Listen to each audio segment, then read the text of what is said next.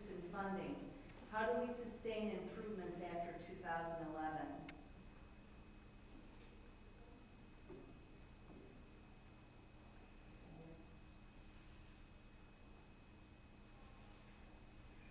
Just looking for long-term.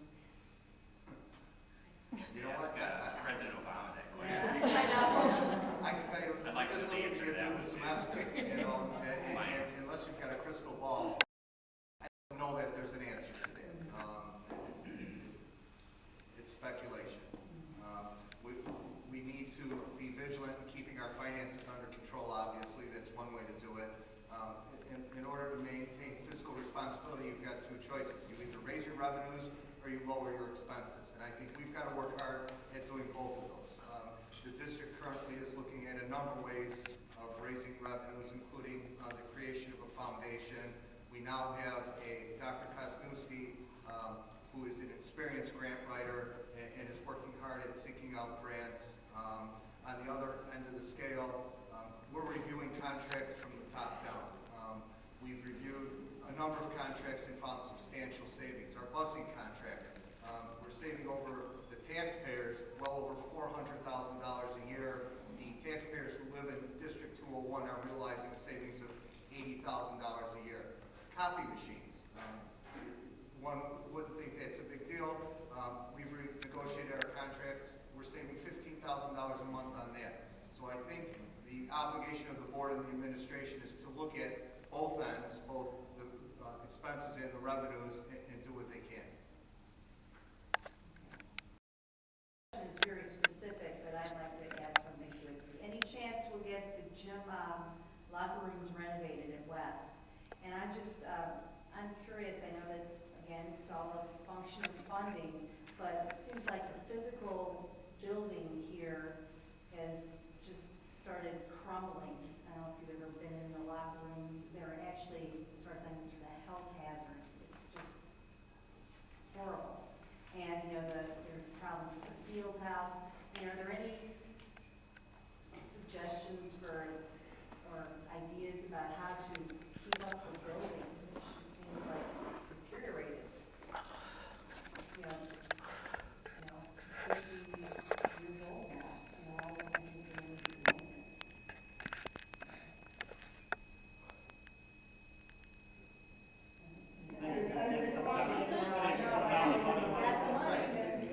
Really, it all comes down to the same basic equation, and that's funding. And there's a lot of things that need very limited resources to do it.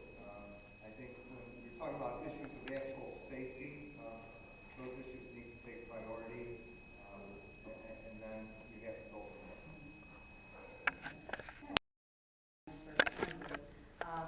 This is actually someone wrote something specifically to Mr. Corbis, and there's an addendum for everyone else. What are your proposals to balance the budget while creating the magnet school? It says to all the other candidates, what are your proposals for balancing the budget? Well, as I said before, if we're going to do a new building, I'd go before the taxpayers first. I would not try to build a new building with existing funds. I don't think that's proper. I would have liked actually to have seen the district go before the taxpayers in 2003 when they were building the freshman center and the alternative school, and at least try to get a capital expenditure tax passed. One of the things that the state allows is the ability to have a, I don't know if it's 6 or 7 year temporary tax for capital expenditures only, or you can do a capital expenditure bond.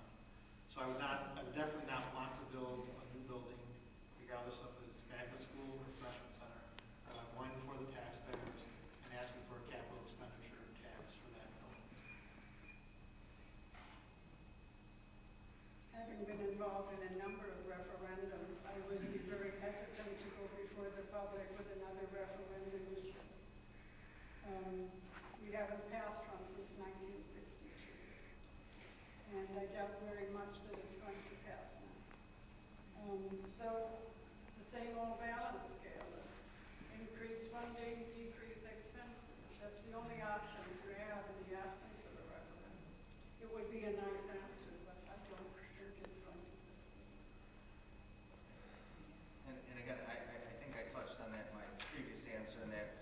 got to tap sources of revenue that previously we haven't.